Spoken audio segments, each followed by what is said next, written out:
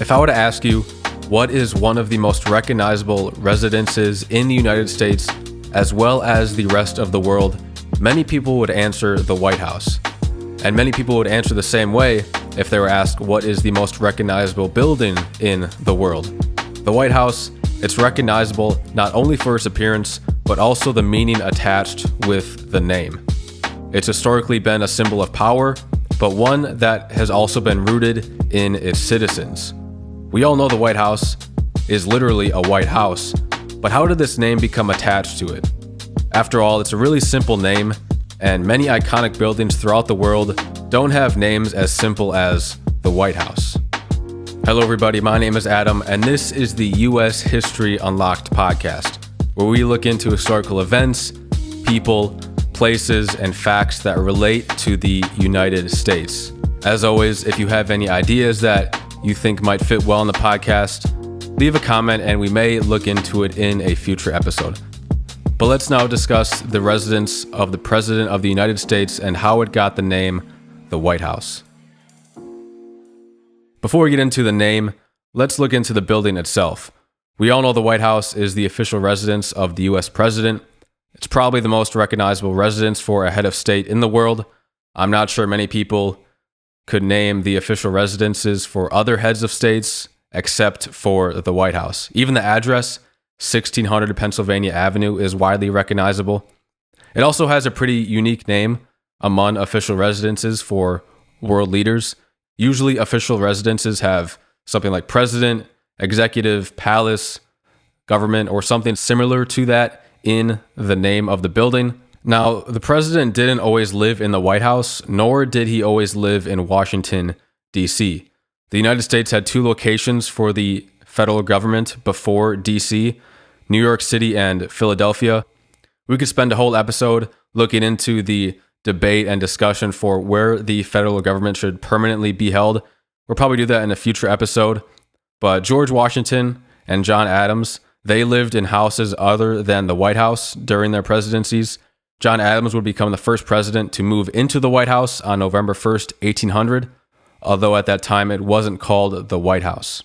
Now, some interesting facts about the White House.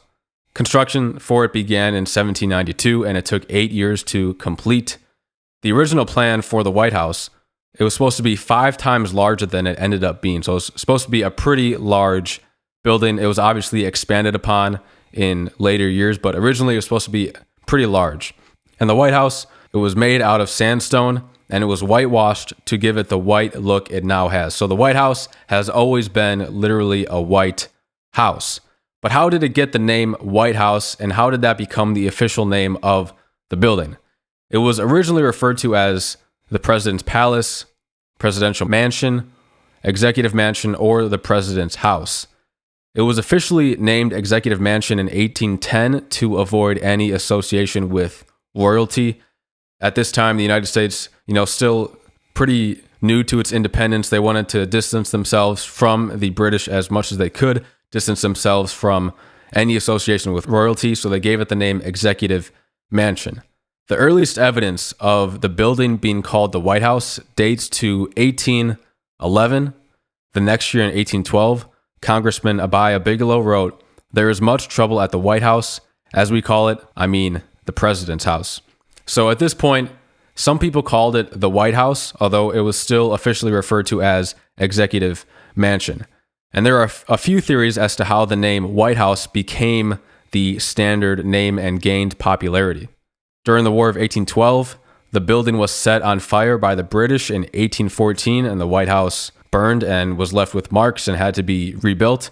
And a common theory is that the name White House arose as the building was painted white to hide scorch marks. However, as we mentioned before, the building was whitewashed when it was originally built, so it was always white. It didn't become white after the burning. It had always been white. There's also speculation that it was named after Martha Washington's first home, the White House Plantation. Martha Washington was George Washington's wife, and they got married at the White House Plantation in 1759. So the speculation that is why people began to call it the White House. But as we've seen, people began calling it the White House in the early 1800s. The use of the name White House started gaining traction throughout the 1800s, throughout that whole century, although it was still mainly called the President's House or the Executive Mansion, which was its official name. Now, I'm not sure if this is really a good indication of the use of the name White House, but I used newspapers.com and searched for, quote, the White House in all U.S. newspapers throughout the 19th century, and this is the frequency of the use at several points during the century. So in 1820, there were 475 uses of the White House, 1840, 2,500, 1850, 3,500, 1860, 7,300, 1880, it went up to 35,000, and then in 1900, over 100,000 times was the term the White House used in newspapers throughout the United States. So as we can see, the frequency of the name the White House increases throughout the century, especially in the second half of the century. Now, this is definitely due to the name the White House becoming more and more popular, but this isn't a perfect representation of it. As newspapers.com, it doesn't have every single newspaper, and I just searched the term the White House, so that term could have been used to refer to something else other than the president's official residence, but I think it's still a good indication of the use, the frequency of the name White House throughout the decades. As we can see, from 1860 to 1880, it took a great leap from 7,300 uses to 35,000 uses, and then 20 years later, in 1900, it was used over 100,000 times. I also looked at some newspaper articles throughout the 1800s that used the term White House, and they would use it interchangeably with terms like the presidential mansion and executive mansion. So it doesn't seem like it was the most popular term in the 1800s, but it was gaining popularity as we can see throughout the century. So it seems like there wasn't really a single event or person that made the name White House popular. Rather, it gradually gained popularity throughout the 19th century. We're then brought to Teddy Roosevelt and his presidency. He became president in September of 1901 after the assassination of William McKinley, and Teddy Roosevelt was responsible for changing the official name from Executive Mansion to White House. On October 12th, 1901, that's when he officially changed the name, not even a month into his presidency. So all official documents from the president would say White House instead of Executive Mansion. And Roosevelt wanted the name of the president's official residence to be more relatable, approachable, and transparent for the American people. This also provided distinction among not only residences for heads of states around the world, but also in the U.S.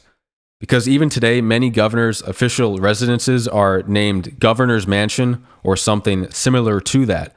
So White House provides distinction among governors' residences, as Executive Mansion and Governor's Mansion are closely related, but the White House, again, it's unlike any other name of an official residence. Because if you'd say Executive Mansion, you could be referring to many different executive mansions, not necessarily the president's house. So White House, it's very plain and distinct, and when you say that, people know you're referring to the president's house and the president himself. And it's now widely recognized around the world. Even though it's a very simple name, it's literally a White House, but now it's the most recognizable official residence in the world. So ever since 1901, the president's house has officially been known as the White House. So that's some short history of the White House name. Maybe in the future we'll dive into more information about the White House, about its construction and overall selection of the location for the U.S. Capitol in general, because that is interesting. There's much debate and controversy around establishing the U.S. Capitol where it is now. The White House, a very unique and simple name among official residences for world leaders, but it is by far the most iconic. Again, there wasn't some immediate event that led to it being called the White House, but the name gradually gained popularity until Teddy Roosevelt cemented it as the official name in 1901. That's all I got for today's episode on how the White House got its name. Thank you all for listening. As always, feel free to comment any ideas you might have. But with that being said, take care, everybody. I'll see you here again in the next episode.